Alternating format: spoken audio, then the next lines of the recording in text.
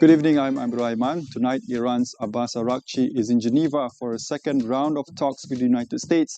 As Benjamin Netanyahu says, any deal must dismantle Iran's nuclear infrastructure. All that and more coming up on AWANI International.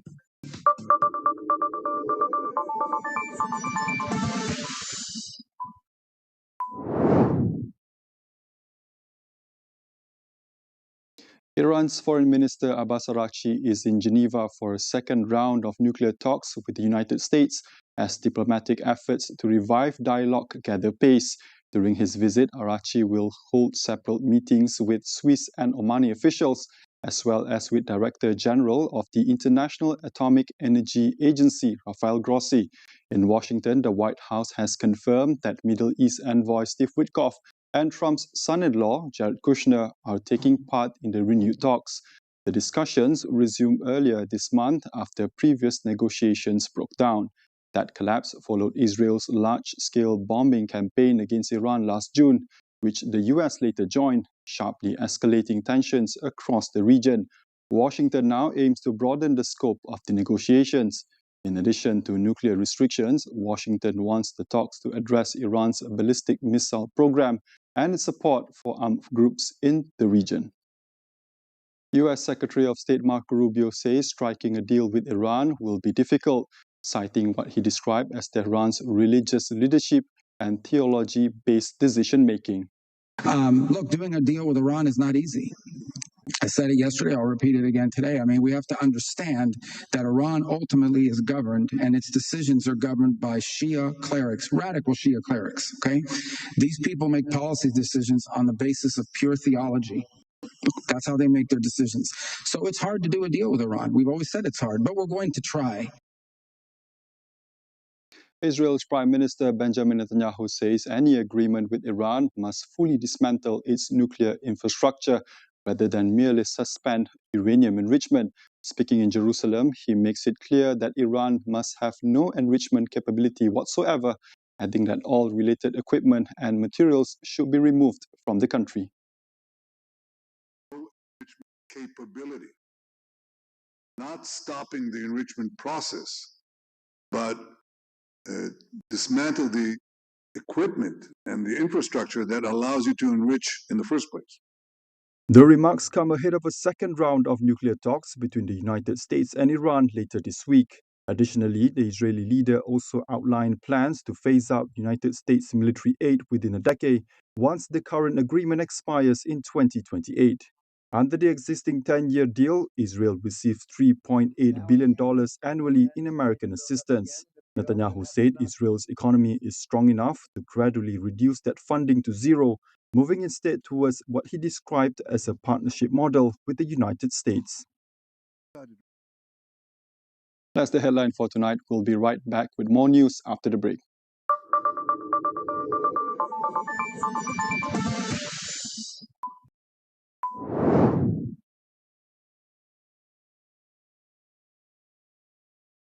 Orang anak aku mati, Azri. Kau ingat aku masih boleh hidup dengan kau ke?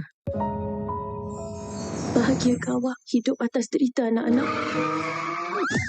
Sampai bila awak nak jalankan tanggungjawab pada seorang isteri yang cacat ni? Apa janji? Kalau Lia tak bagi, tak bakal izinkan Lia pergi. Mama akan buat apa saja untuk anak-anak, asalkan anak-anak Mama bahagia.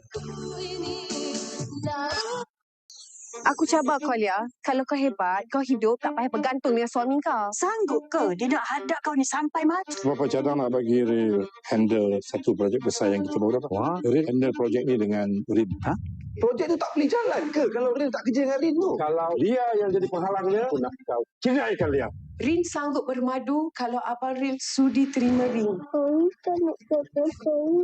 Aku setuju jadi madu kau. Tapi ada syarat. Bayar aku 1 juta, aku jadi madu kau. Andai itu takdirnya dua, Isnin hingga Khamis di Astro dan Astro Go.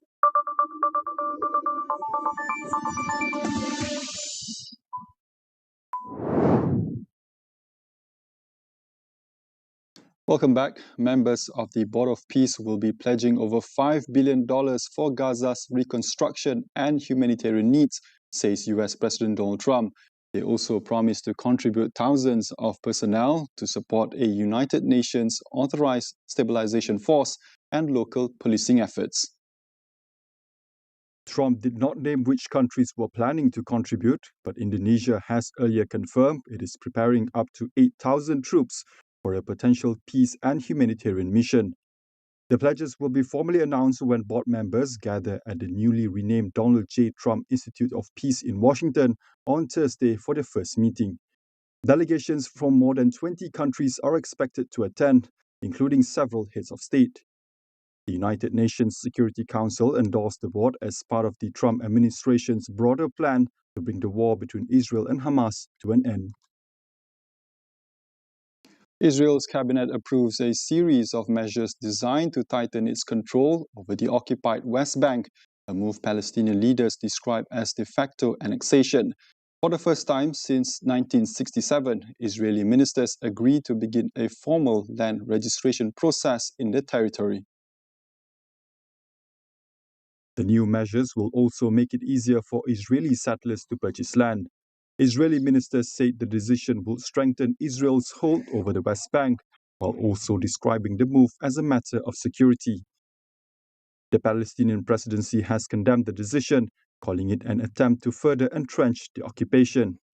The West Bank was captured by Israel in 1967 and is claimed by Palestinians as part of a future independent state. In 2024, an advisory opinion from the United Nations highest court declared Israel's occupation and settlement activity illegal under international law, a position the Israeli government rejects. U.S. Secretary of State Marco Rubio says the U.S. is committed to Hungarian Prime Minister Viktor Orban's success, calling his leadership important to U.S. national interests ahead of Hungary's tightly contested April election. His remarks comes as he began the Budapest leg of his Central Europe tour, vowing to deepen cooperation with the region. Rubio said U.S. ties with Hungary were entering a golden era, but appeared to make that conditional on the continuation of Orban's leadership. The two countries also signed agreements on nuclear energy and broader oil and gas cooperation. Orban has been a long-time Trump ally, though he frequently clashed with European allies due to his cordial ties with Russia. Orban also said Hungary continues to back US-led peace efforts in Ukraine and remains open to hosting a peace summit. The Kremlin says key issues, including territory, will be discussed at Ukraine peace talks in Geneva this week. The talks between Russia, Ukraine, and the United States comes as Kyiv faces growing US pressure to reach a deal, while Moscow demands control of the entire Donbas region. The Russian delegation will be led by President Vladimir Putin's aide, Vladimir Medinsky, with the meeting scheduled for February 17th to 18th. This will be the third round of trilateral consultations this year, after two US brokered meetings in Abu Dhabi failed to produce a breakthrough. Russia continues to press for major territorial concessions, including Ukrainian withdrawal from parts of the Donetsk region still under Kyiv's control. The two sides remain far apart on other key issues as well, including the Zaporizhzhia nuclear power plant and the role of any Western troops in post-war Ukraine. Ukraine has agreed on new energy and military support packages with European allies ahead of the fourth anniversary of Russia's war in Ukraine on February 24th. Kyiv is seeking to rally backing as it faces Russian advances while also under US pressure to pursue peace talks that ensures strong security guarantees. Ahead of a U.S. brokered peace talks in Geneva next week, Zelensky had called for a minimum of 20 years of security guarantees from Washington and for the European Union to set a clear date for Ukraine to be allowed to join the bloc. But EU Foreign Policy Chief Kaja Kallas said member states are not ready for such commitment. A sentiment was echoed by Latvia's President Edgars Rinkēvičs, who also said there is little hope of an imminent peace agreement. While 2027 accession target was discussed in a 20-point peace plan, many EU governments consider any fixed timeline unrealistic as entry to the EU is merit-based.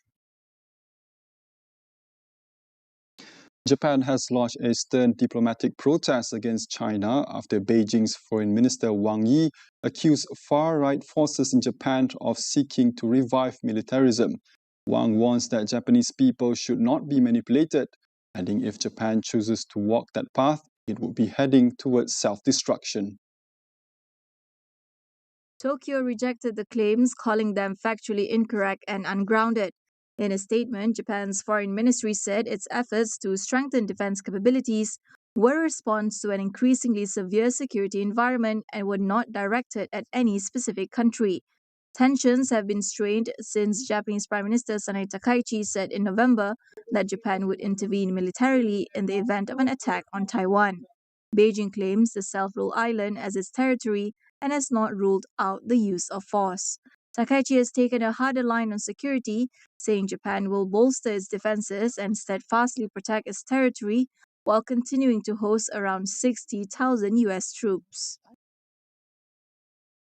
Japan's economy expands by 0.1% in the fourth quarter of 2025, well below the 0.4% growth that it's forecast, according to official data. The weaker-than-expected performance presents an early challenge for Prime Minister Sanai Takaichi following her recent election victory. Despite the sluggish end to the year, the broader picture shows some recovery. Overall, for 2025, gross domestic product GDP grew by 1.1%, rebounding from a contraction of 0.2% in 2024. The fourth quarter expansion came after a revised decline of 0.7% in the previous quarter, marking a modest return to growth. That improvement was supported by stronger private consumption, along with increased residential and corporate investment. The British government is considering bringing forward its target to spend 3% of GDP on defence, according to the BBC. Prime Minister Keir Starmer's aides are studying plans to reach the goal by the end of the current parliament in 2029. The report came after Starmer said at the Munich Security Conference over the weekend that Britain must spend more faster to meet growing threats. The government had previously pledged to reach 2.5% of GDP by April 2027. No final decision has been made on the new target, but officials say existing plans may not cover rising costs after the government had already cut foreign aid to help fund a previous defence spending hike. Britain spent about 2.3% on defence in 2024, above NATO's 2% target, but like other European allies, faces pressure from the United States to increase spending.